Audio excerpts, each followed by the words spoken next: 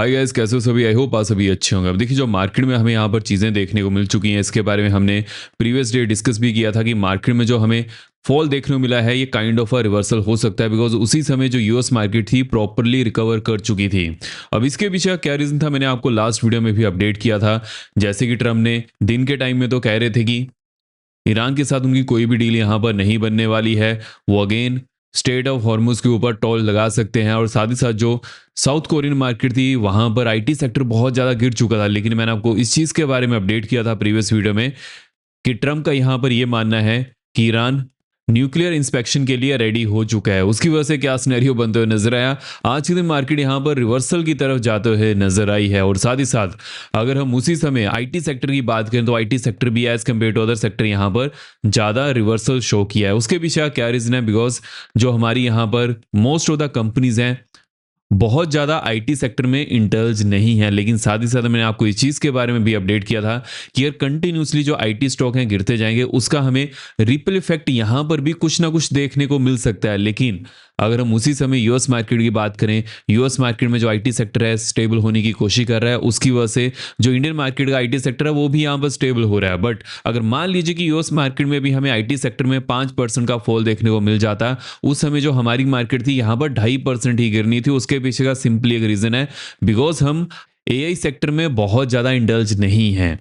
उसके फायदे भी मिल रहे हैं और उसके नुकसान भी हो रहे हैं। बिकॉज अगर हम फ्यूचर की बात करें तो फ्यूचर में जो एआई कंपनीज हैं उनका यहाँ पर दबदबा होने वाला है। And there is a good number of companies जो इंडिया से ही स्टार्ट हुई हैं और वो एआई सेक्टर के ऊपर काम कर रही हैं। हाँ, वो बहुत ज़्यादा बड़ी नहीं है, लेकिन आने वाले सालों में वो भी बड़ी बन सकती है। और साथ ही साथ अगर हम यहाँ पर इन्फोसिस की बात करें, टीसीएस की बात करें, तो उनको भी कहीं ना कहीं एआई के ऊपर फोकस करना पड़ेगा। बट अब यहाँ पर क्या सिनेरियो बनने वाला है कि मार्केट अब यहाँ से अपर साइड जाना कंटिन्यू कर सकती है या फिर डाउन साइड जाने वाली है, उसके बारे में हम इस वीडियो में डिस्कशन करने वाले हैं। लेकिन वीडियो में आगे बढ़ने से पहले वीडियो को लाइक करते हुए जाएगा। जो भी आपके यहाँ पर कमेंट्स रहते हैं मैं ऐसे कमेंट्स यहाँ पर पढ़ता हूँ। मेक श्योर कीजिएगा चैनल को सब्सक्राइब भी जरूर कर लीजिएगा, बिकॉज जो भी हम यहाँ पर चीज़ों को एक्सप्लेन करते हैं, डिस्कस करते हैं, मार्केट के लिए इंपॉर्टेंट होती हैं। तो मेक श्योर कीजिएगा चैनल को सब्सक्राइब करने के साथ साथ वीडियो को लाइक भी जरूर करिएगा। अगर हम यहाँ पर फर्स्ट अपडेट की तरफ बढ़े, अब देखिए जो हमें यहाँ पर चीज़ें देखने को मिल जा रही हैं, एक चीज़ तो क्लियर है कि जो ईरान का इशू है अभी के लिए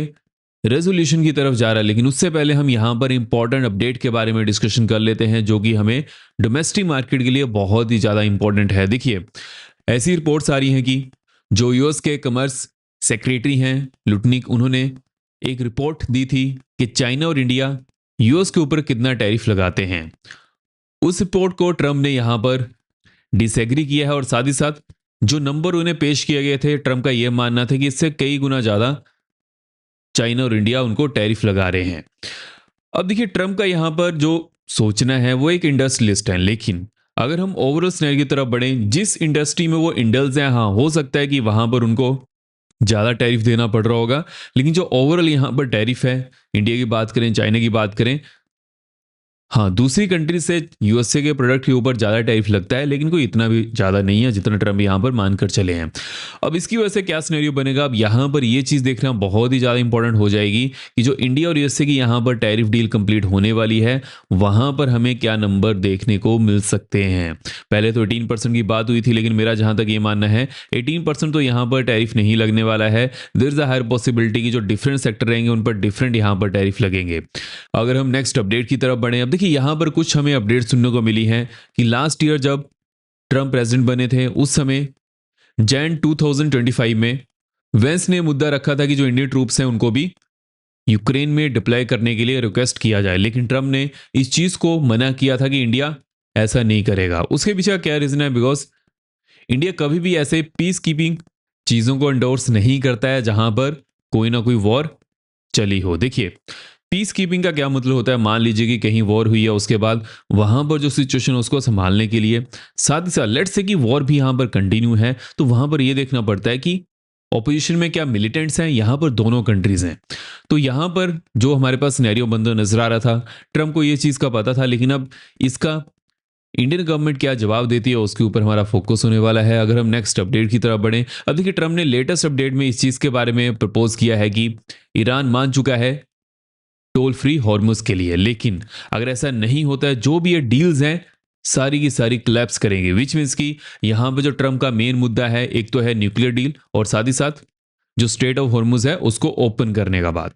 अब देखिए न्यूक्लियर यहाँ पर जो सिनेरियो है, यहाँ पर ईरान मान चुका है कि आप उनके जितने भी न्यूक्लियर प्रोजेक्ट हैं उनको इंस्पेक्ट कर सकते हैं। देखिए इजराइल और यूएसए का यहाँ पर क्या मानना है कि ईरान जो भी न्यूक्लियर प्रोग्राम कर रहा है वो वॉर में यूज कर सकता है, लेकिन ईरान का यहाँ पर क्या कहना है कि जो भी वो यहाँ पर चीजें कर रहे हैं for the peace keeping scenario, लेकिन जब भी कोई न्यूक्लियर एक्सपेरिमेंट करता है वो अपनी आर्मी को भी उसके लिए बता देता है।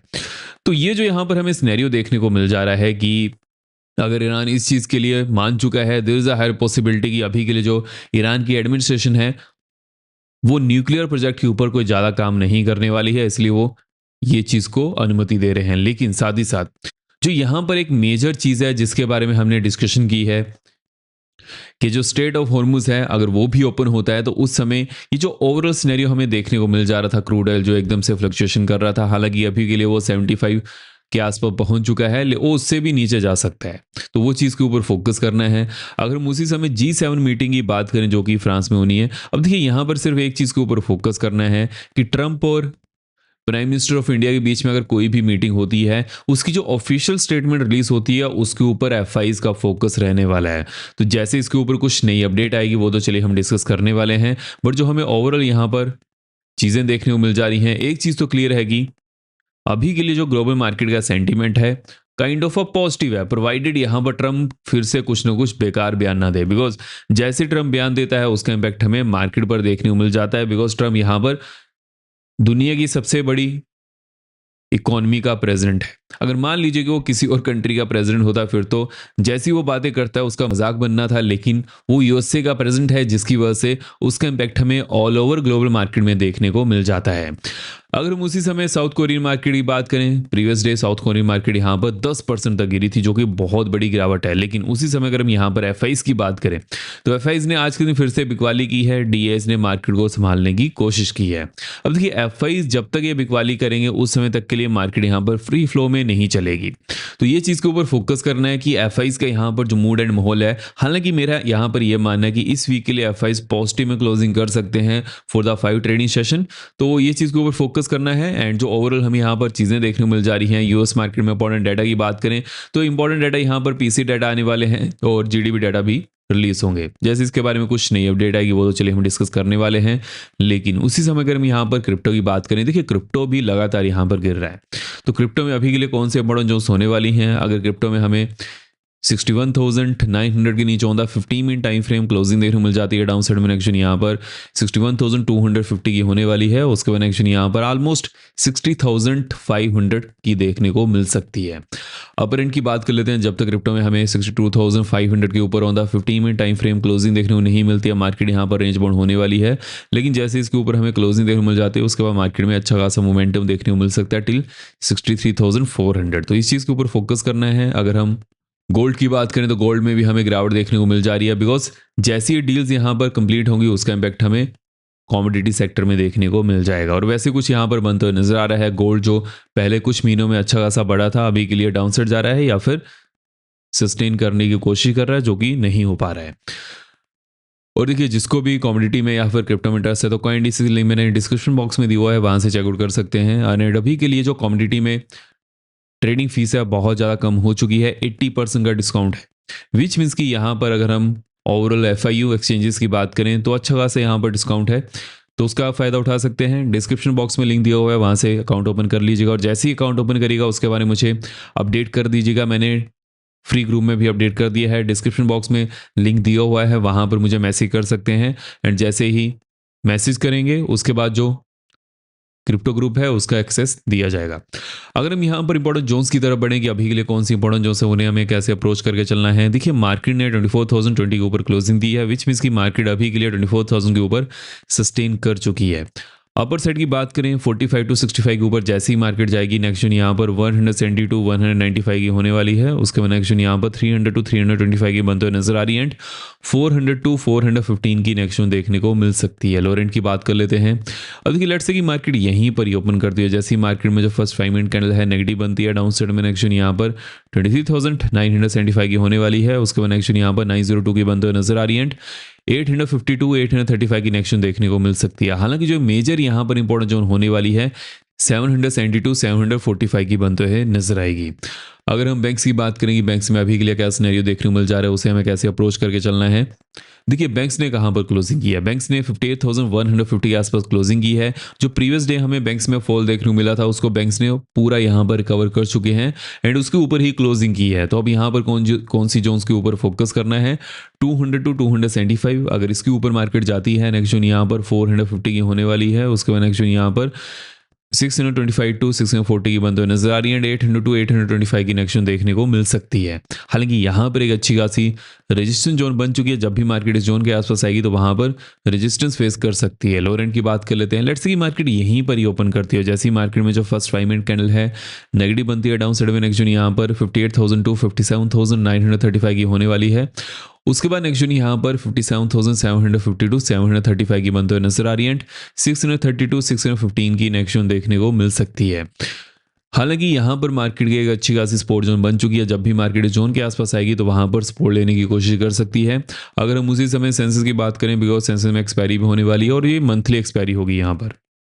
अगर मान लीजिए कि सेंसेक्स 77,005 के ऊपर ओपन करता है या फिर इसके ऊपर 5 मिनट कैंडल क्लोज करती है, नेक्स्ट जोन यहाँ पर 240 की होने वाली है। उसके बाद नेक्स्ट जोन यहाँ पर 500 की बनते हुए नजर आ रही है एंड 855 टू 77,025 की नेक्स्ट जोन होने वाली है। देखिए जो ऑलमोस्ट 170 पॉइंट की रेंज है, जब भी मार्केट इस जोन के आसपास आएगी तो वहां पर रेजिस्टेंस फेस कर सकती है, तो इस चीज के ऊपर फोकस करना है। हालांकि जैसे ही मार्केट 78,025 के ऊपर जाती है, नेक्स्ट जोन यहाँ पर 235 की देखने को मिल सकती है। अगर हम लोअर एंड की बात करें, लेट्स से कि मार्केट 77,005 के नीचे ओपन करती है या फिर जो फर्स्ट 5 मिनट कैंडल है इसके नीचे क्लोज करती है, डाउन साइड में नेक्स्ट यहाँ पर 76,750 की होने वाली है। उसके बाद नेक्स्ट यहाँ पर 575 की बनते हुए नजर आ रही है, 76,400 की नेक्स्ट देखने को मिल सकती है। तो इन जोन्स के ऊपर मैं फोकस कर रहा हूँ, कौन सी हमने यहाँ पर इंपॉर्टेंट अपडेट्स को डिस्कस किया उसके ऊपर फोकस करिएगा। अगर कोई भी अपडेट समझ नहीं आई या फिर से वीडियो को देखिएगा। आई होप आपको वीडियो इन्फॉर्मेटिव लगी हो, मेक श्योर कीजिएगा वीडियो लाइक करते जाएगा। अब हम मिलते हैं नेक्स्ट वीडियो में। जय हिंद।